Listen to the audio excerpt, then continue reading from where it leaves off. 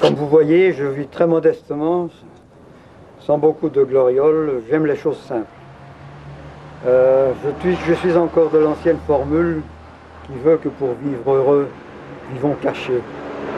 Et il n'y a aucun danger que la célébrité ou des choses comme ça me montent à la tête. J'aime la vie simple.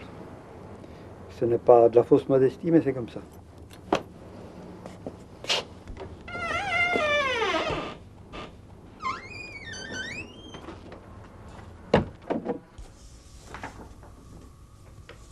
Oui, quand j'étais, je ne sais plus, j'étais en 36, je crois, ou en 35, qu'il y avait pendant les vacances, à la panne où nous passions nos vacances, un caricaturiste, excellent d'ailleurs, qui était d'origine hongroise, je soupçonne parce que son nom est tout à fait hongrois, Béla Boák, qui faisait des caricatures sur la digue et je l'observais, je passais beaucoup de mon temps à côté de lui pour voir comment il travaillait, quelles étaient les parties du visage qu'il exagérait pour faire une bonne caricature et tout ça. Et j'ai beaucoup appris. Je lui dois une fière chandelle à ce monsieur. Et finalement, j'ai eu les 5 francs qui étaient nécessaires pour faire ma caricature.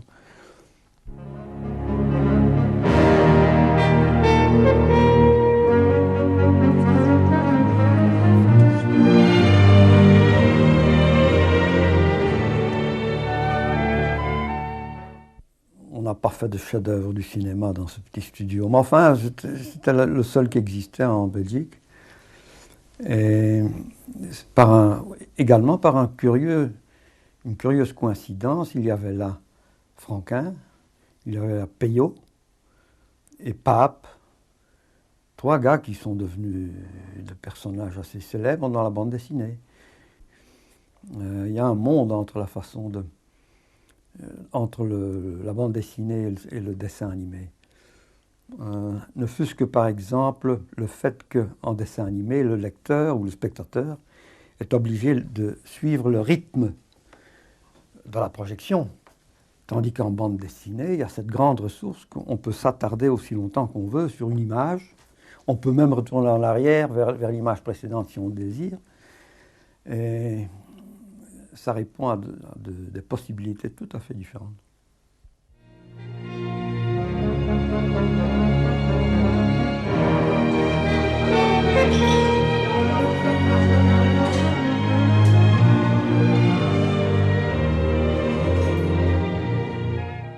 Bon, alors à un moment donné, M. Dupuis nous a envoyés chez celui qui servait de maître à dessiner, à cette époque-là, pour tous les dessinateurs qui travaillaient dans Spirou, notamment le grand Gillin, qui signait JG, et qui à ce moment-là faisait plusieurs choses. Il a fait énormément de choses, entre autres Valardy, il dessinait également Spirou. Et en plus, il faisait l'Évangile. Et on a eu la grande chance de travailler donc dans la maison de Joseph Gillin. Et je dois dire que c'était une aubaine, d'autant plus que nous étions quand même 3 gars très très encombrants pour Madame Gillin, qui avait déjà assez de travail avec sa famille à elle. Mais là aussi, ça a été une énorme chance pour moi et qui m'a permis de... Il nous a vraiment inculqué le sens du dessin. C'était ça, Gillin. C'était instinctif chez lui, ce sens du dessin.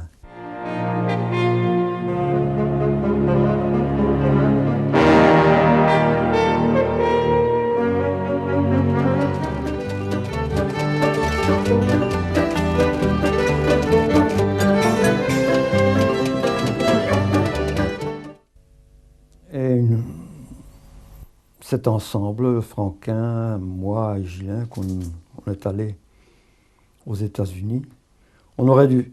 Oui, comme Gillin avait l'intention de travailler là-bas, on aurait dû s'arrêter à New York, bien entendu, puisque le centre de l'édition, c'est New York.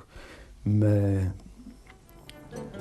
Gillin ne le savait pas, on a continué jusqu'à Los Angeles, et il estimait que le centre d'édition et de la bande dessinée se trouvait là-bas. Grosse erreur. Et j'ai énormément appris pendant mon séjour de 6 ans aux États-Unis, puisque j'y ai fréquenté de très près toute l'équipe de Mad Magazine, qui était très révolutionnaire. Je me souviens, ça a été créé en 1952, le jour de mon mariage, et l'année de mon mariage plutôt, et c'était passionnant de faire la connaissance de Kurtzman et toute son équipe.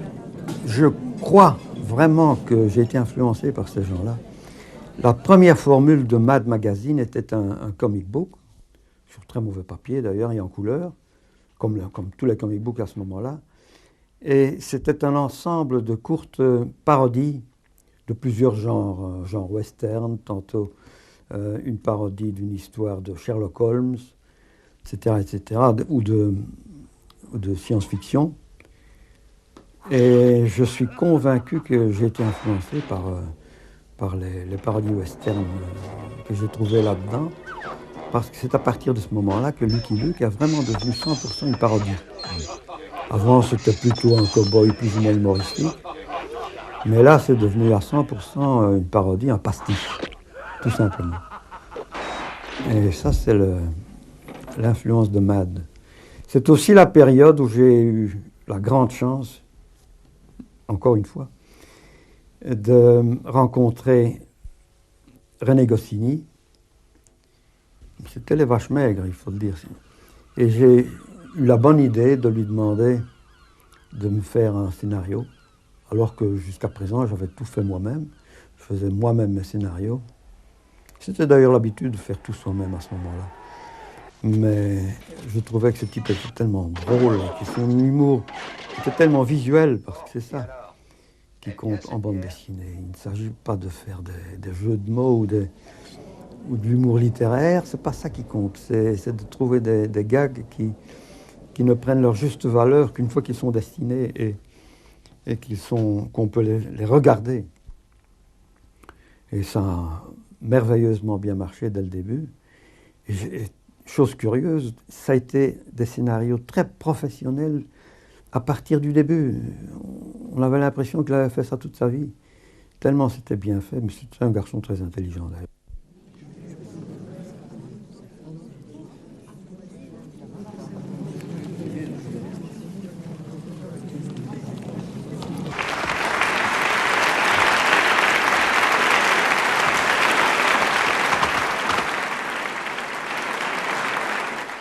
Oui, en ce qui concerne Lucky Luke, pourquoi est-ce que j'ai choisi un cow-boy comme personnage principal de ma série? C'est tellement ancien, je ne me souviens plus si bien, mais disons que ce qui a certainement joué, c'est que j'adorais dessiner des chevaux en caricature. Et je savais bien entendu que dans un western, j'allais avoir l'occasion d'en dessiner pas mal. Mais ça aurait très bien pu être un samouraï ou un mousquetaire. C'est pas un pastiche de la vraie vie des cow-boys, c'est un pastiche du cinéma, avec tous les clichés qu'on voit à l'écran,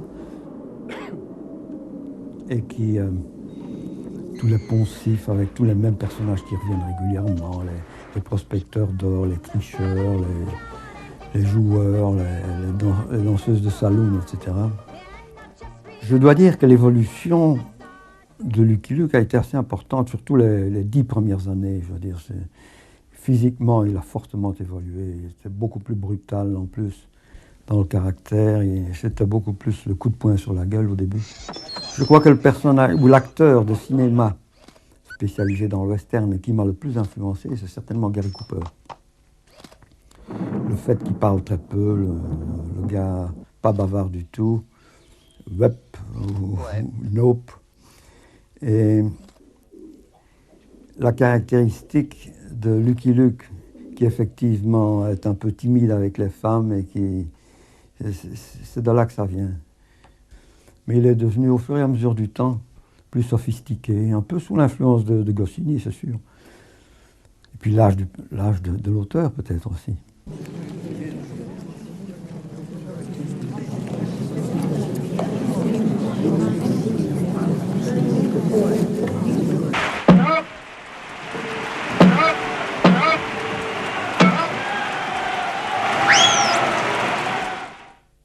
Oui, à un moment donné, j'avais vu un film, When the Daltons Rode, un western qui racontait les histoires des 4 Dalton.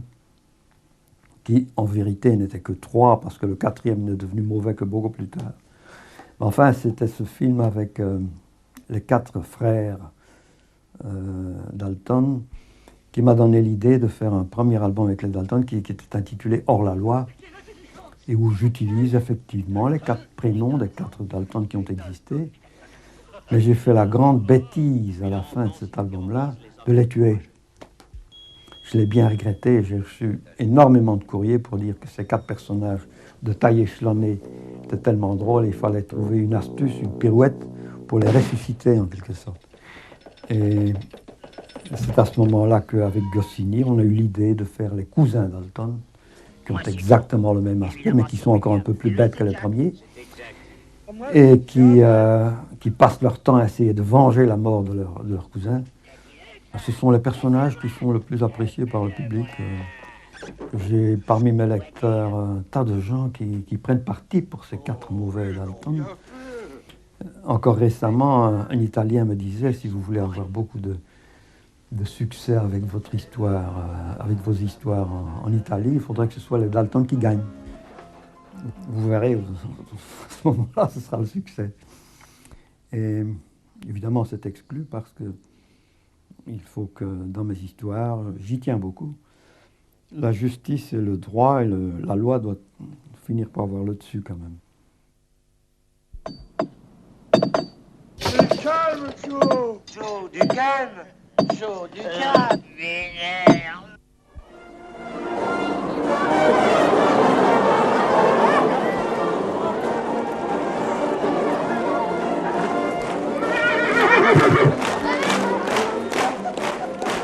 Oui, en ce qui concerne Jolly Jumper, le très intelligent cheval de Lucky Luke, et qui parle. En plus, je dois dire que pendant les premiers albums, il ne parlait pas du tout. Et quand je l'ai fait parler, j'ai reçu pas mal de courriers pour me dire que c'était une erreur. Il ne comprenait pas bien pourquoi ce cheval commençait à parler tout à coup. Mais c'est très utile d'avoir un cheval qui parle et qui comprend ce que son maître lui dit, parce qu'on a souvent à expliquer pour la compréhension du récit des choses. Alors il est bon que Lucky Luke puisse parler à quelqu'un et vice-versa. Ça permet d'expliquer des choses qui sont nécessaires à la compréhension de l'histoire. En plus, comme c'est un cheval intelligent et un peu philosophe, même s'il est râleur, chaque fois qu'il y a quelque chose d'un peu plus profond à exprimer, ce qui est extrêmement rare, c'est le cheval qui le dit en général.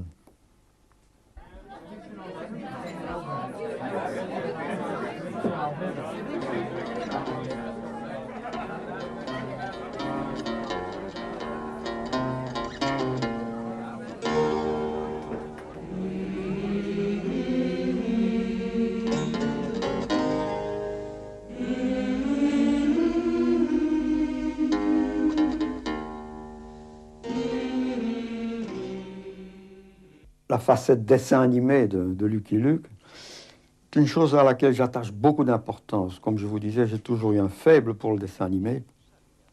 Et j'ai toujours eu le rêve que tôt ou tard, ce personnage serait mis à l'écran, en dessin animé, de préférence. Et c'est d'ailleurs pour ça que je l'avais créé de telle façon à ce qu'il puisse être animé sans lui faire trop de transformation ou trop d'entorse. On a donc, à un moment donné, c'était en 71, réalisé le premier long métrage en dessin animé avec Lucky Luke, c'était Daisy Town. En fait, le vrai titre, c'était Lucky Luke, tout simplement, mais pour éviter qu'il y ait confusion avec les films suivants, on lui donne quelquefois le titre de Daisy Town. Et ça a été une expérience tout à fait merveilleuse. Je crois que pour un créateur d'un héros de bande dessinée, c'est une expérience inoubliable de voir pour la première fois son héros qu'on a créé de toutes pièces sur du papier, de le voir parler, vivre et bouger sur un écran. C'est impayable. Je n'oublierai jamais. Lucky born to ride. Et quand Terence Hill est venu me trouver. J'ai vu tout de suite qu'il voulait y mettre les moyens, des moyens beaucoup plus sérieux. Comme j'avais vu ce film, j'avais remarqué que c'était vraiment des pastiches tout à fait dans le même ton que Lucky Luke. Et malgré le fait que fatalement il ne ressemble pas du tout à Lucky Luke, et en plus qu'il n'a pas voulu mettre le costume de Lucky Luke dans ce film, j'ai accepté de le faire parce que j'estimais que la chose principale, c'est que le ton parodique et le ton pastiche de mes albums soient conservés.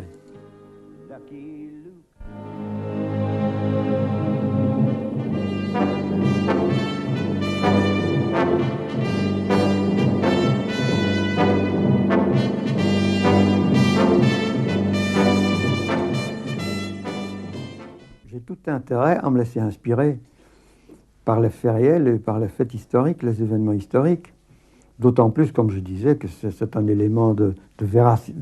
Ça donne un petit ton, un petit parfum d'authenticité à mes histoires. Une fois qu'on s'est bien documenté sur le sujet qu'on veut traiter, il faut mettre tout ça de côté et commencer à écrire et à dessiner une histoire drôle. On ne peut jamais devenir prisonnier de sa documentation. On doit s'en servir, on doit se baser dessus dans la mesure où ça peut vous inspirer, mais on ne peut jamais en devenir prisonnier. Et c'est ça qui est très important.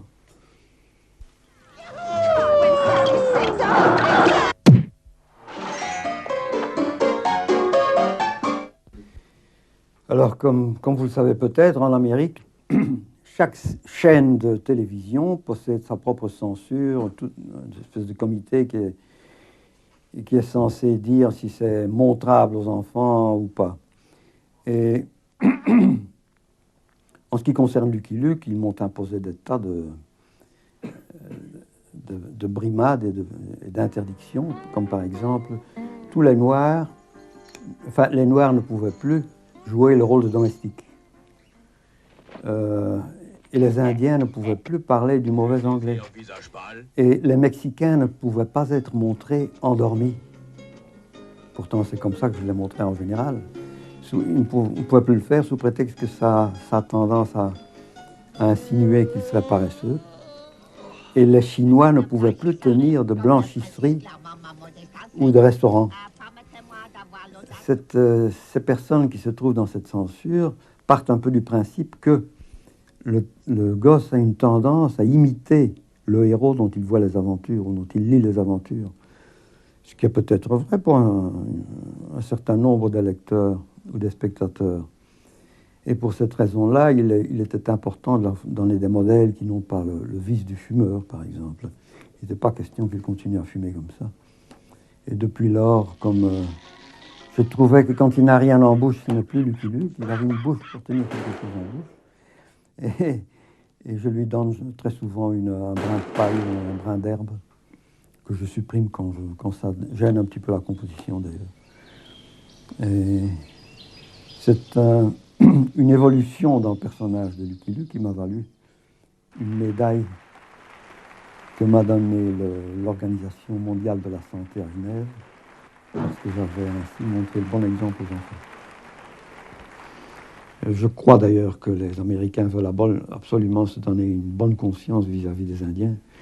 Mais ça, c'est une chose que je n'ai jamais faite. Je trouve que je me suis toujours moqué aussi bien des Blancs que des Indiens.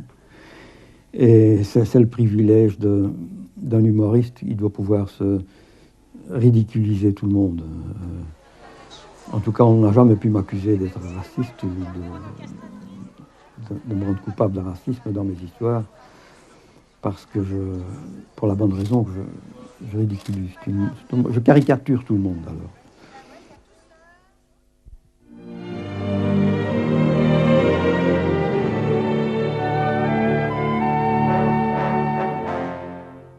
On dit quelquefois avec un certain étonnement que je suis le seul auteur de bande dessinée à n'avoir fait qu'une seule bande dessinée. Effectivement, la plupart de mes confrères en ont fait plusieurs, qu'ils mènent de front comme ça.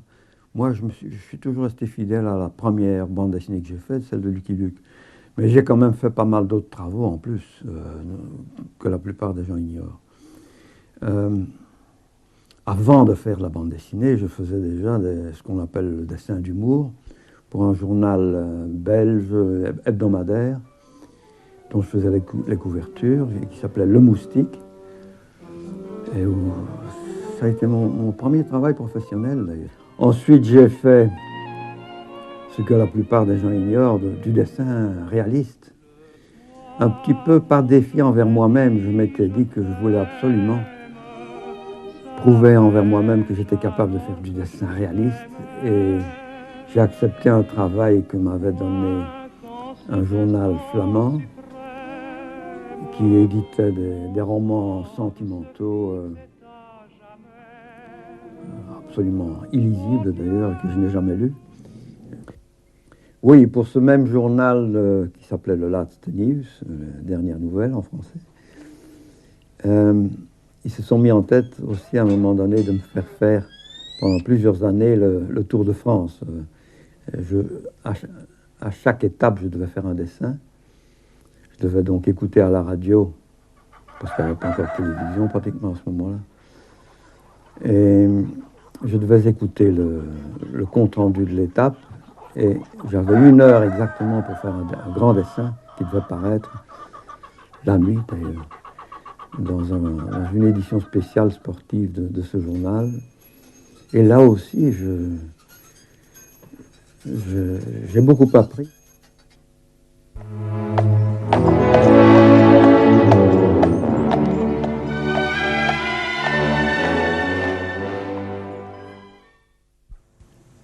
Ce qu'il y a de caractéristique chez moi, je pense, c'est le fait que le dessin est à la fois mon métier et mon violon dingue en plus. Très souvent, le soir, quand j'ai fini de dessiner Lucky Luke et que je regarde la télévision, je m'amuse à faire des caricatures des personnages qu'on interviewe. C'est d'ailleurs non seulement un très bon exercice, mais ça se prête très bien à faire une caricature. Le personnage, en général, reste sur place, ce qui permet de le dessiner. Et puis, deuxièmement, il bouge la tête suffisamment pour qu'on voit bien le relief du visage. Et c'est une chose que j'adore faire, de faire une caricature d'après le personnage qu'on voit à la télévision. Ça me sert d'ailleurs au moment de faire Lucky Luke. Hein, je les réutilise bien souvent comme personnage secondaire dans mes histoires.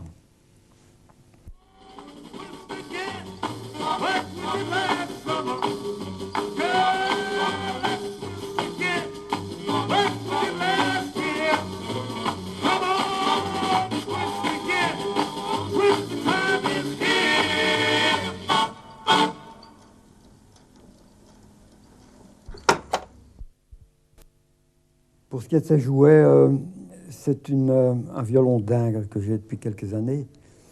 J'ai remarqué que quand on a travaillé sur du papier en 2 dimensions pendant toute la journée, il n'y a rien de plus reposant que de faire quelque chose en 3 dimensions. Et c'est pour ça que j'adore le soir de bricoler des jouets, des choses comme ça, qui sont en 3 dimensions. C'est vraiment très reposant après le travail que j'ai fait pendant la journée.